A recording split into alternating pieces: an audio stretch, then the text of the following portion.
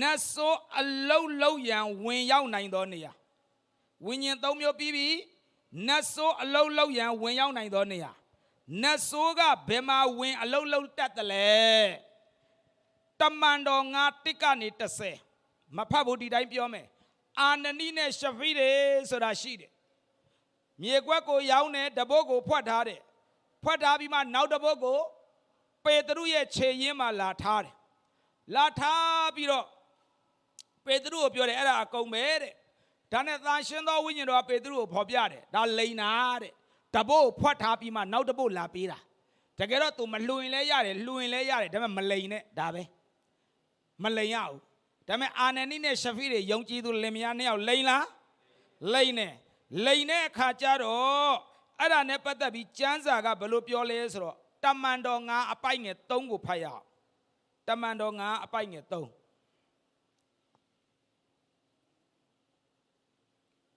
တပတ်ပေတရုကလည်းအာနနီသင်သည်တန်ရှင်းသောဝိညာဉ်တော်ကိုလှည့်စား၍မြေကိုရောင်းသောအဖိုးဤတပုတ်ကိုထိုင်ဝက်မိအကြောင်းစာတန်သည်သင်ဤစိတ်နှလုံးကိုအဘဲကြောင့်ပြည့်စေရသည်။စာတန်ကဝိညာဉ်ထဲမှာလာနှောက်ယှက်လားစိတ်ထဲမှာလားဘယ်မှာလာနှောက်ယှက်လဲလူကိုလေးလာရင်အပိုင်း3ပိုင်းကျွန်တော်တို့အမြဲတမ်းအလွတ်ရတယ်လူနဲ့ပတ်သက်ရင်ခန္ဓာစိတ်ဝိညာဉ်အဲ့တော့ဆရာသိန်းထရဲ့စကားနဲ့ဆိုရင်လူဆိုတာဝိညာဉ်ဖြစ်တယ်စိတ်ရှိတယ်မြေကြီးနဲ့လှုပ်တဲ့ကိုယ်ခန္ဓာထဲမှာနေတယ်နော်အဲ့ဒါဆိုရင်ကျွန်တော်တို့လည်းအားလုံးသိတယ်လူနဲ့ပတ်သက်လို့လေ့လာရင်3ပိုင်းရှိတယ်ခန္ဓာရှိတယ်စိတ်ရှိတယ်ဝိညာဉ်ရှိတယ်ကဲအခုမင်းမဲ့စာတန်ဘယ်မှာလာလှည့်စားလဲဝိညာဉ်လားစိတ်လားစိတ်အဲ့ဒါတခုမှတ်ထားမယ်နောက်တစ်ယောက်အကြောင်းပြောမယ်ယူဒရှကာရုတ်ကယေရှုနဲ့ပတ်သက်ရင်ရောင်းစားလားရောင်းစားစာတန်သူ့ကိုလှုပ်ရှားလားယောဟန်73အပိုက်ငယ်1ကြည့်အောင်ရှင်ယောဟန်ခရစ်ဝင်အခန်းကြီး73အပိုက်ငယ်1စာတန်ဘယ်မှာသွားပြီးတော့လှည့်စားလဲဆိုတာကြည့်မယ်ဖတ်အောင်ကိုရောကိုအနံ့မီအကြောင်းမာနတ်သည်ရှိမုန်ဤသားယူဒရှကာရုတ်ဤစိတ်နှလုံး၌အကြံပေးသွင်းနှစ်တည်းကဲကြည့်စာတန်ကဘသူထဲမှာသွားအကြံပေးလဲယူဒရှကာရုတ်ရဲ့ဝိညာဉ်ထဲမှာလားစိတ်ထဲမှာလားမှတ်ထားပါစာတန်ကနတ်ဆိုးကဝိညာဉ်ထဲဝင်လို့ရလားမရဘူးလားဟမ်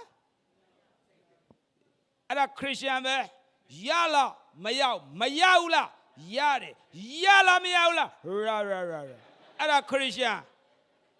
တသက်လောက်တရားဟောချက်နဲ့ကြီးလာတဲ့ခရစ်ယာန် तू ကဖြေမှမဖြေဘူးတာဒီလိုပဲလာနားထောင်တာတာဝန်ကြလို့အာမင်ဆို तू ပြန်ပြီမေးလိုက်ဖြေလိုက်လုံးမှအော်အဲ့ကြမှာဖြစ်သွားရောကကြည့်နော်ကျမ်းစာမှာစာတန်ကဝိညာဉ်ထဲမှာဝင်လို့မရဘူးဘာလို့မရဘူးလဲဆိုလူရဲ့ဝိညာဉ်ဟာဘယ်သူနဲ့တရံတူလဲဖယားနဲ့တရံတူတယ်ကောင်းကင်တမန်ကဖယားနဲ့တရံတူတာလားဖယားဖန်ဆင်းထားတာလားဖန်ဆင်းကလေးကကောင်းကင်တမန်ဖယားနဲ့တရံတူလားမေးမယ်နော်ကောင်းကင်တမန်ကဖယားနဲ့တရံတူလားမတူဘူးဘယ်နဲ့တူရမှာလဲလောက်ပြန်ပြီမတူဘူးလို့ပြောတာတူတယ်လို့ခမည်းကျမ်းစာအုပ်ကနောက်တစ်မျိုးနေမှာဒီမှာဖယားကသူနဲ့တရံတူတာဘသူ့ပဲလုပ်လဲလူကိုပဲဖယားကတရံတူအောင်လုပ်တယ်ဘယ်သူ့ကိုမှဖယားကတရံတူအောင်မလုပ်ဘူးသူနဲ့တရံတူတာလူပဲရှိတယ်တရိစ္ဆာန်တွေဖန်ဆင်းတဲ့သူ့တရံမပါဘူးကြောက်မြတ်ယတနာတွေဖန်ဆင်းတဲ့သူ့တရံမပါဘူးတစ်ပင်တွေဖန်ဆင်းတဲ့သူ့ရဲ့ပုံတရံနဲ့အညီမဟုတ်ဘူးကောင်းကင်တမန်ဖန်ဆင်းတဲ့သူ့ရဲ့ပုံတရံနဲ့အညီမဟုတ်ဘူးလူတစ်မျိုးတည်းကိုပဲသူ့ရဲ့ပုံတရံနဲ့အညီဖန်ဆင်းတာဒါဆိုလူတစ်မျိုးပဲဘယ်သူနဲ့တရံတူလဲဒါဆိုရင်ဖယားနဲ့တရံတူတယ်ဆိုလူထဲမှာဘယ်သူနေလို့ရလဲဖယားထဲမှာလူနေလို့ရတယ်လူထဲမှာဖယားဘာလို့သူ့စိုက်ကတရံတူတာသူနဲ့ပဲလေဒါဆိုကောင်းကင်တမန်ကဖယားနဲ့တရံတူလားမတူဘူးဆိုရင်လူနဲ့ရောတရံတူလားမတူဘူးလေဘာလို့လဲလူကဖယားနဲ့တရံတူတာ哦ဒါကြောင့်မလို့လူဝိညာဉ်တစ်ခုကဖယားနေလို့ရတယ် ဖယားထဲမှာလည်းလူနေလို့ရတယ်နတ်ဆိုးက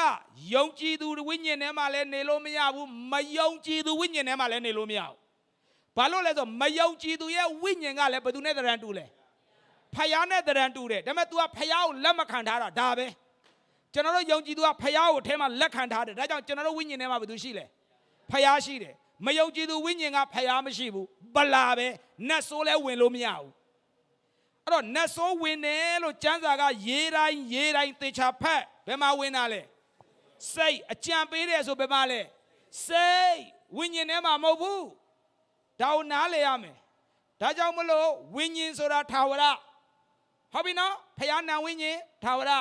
ကောင်းကင်တမန်နာဝိညာဉ်ထာဝရလူကလည်းဝိညာဉ်ထာဝရဒါ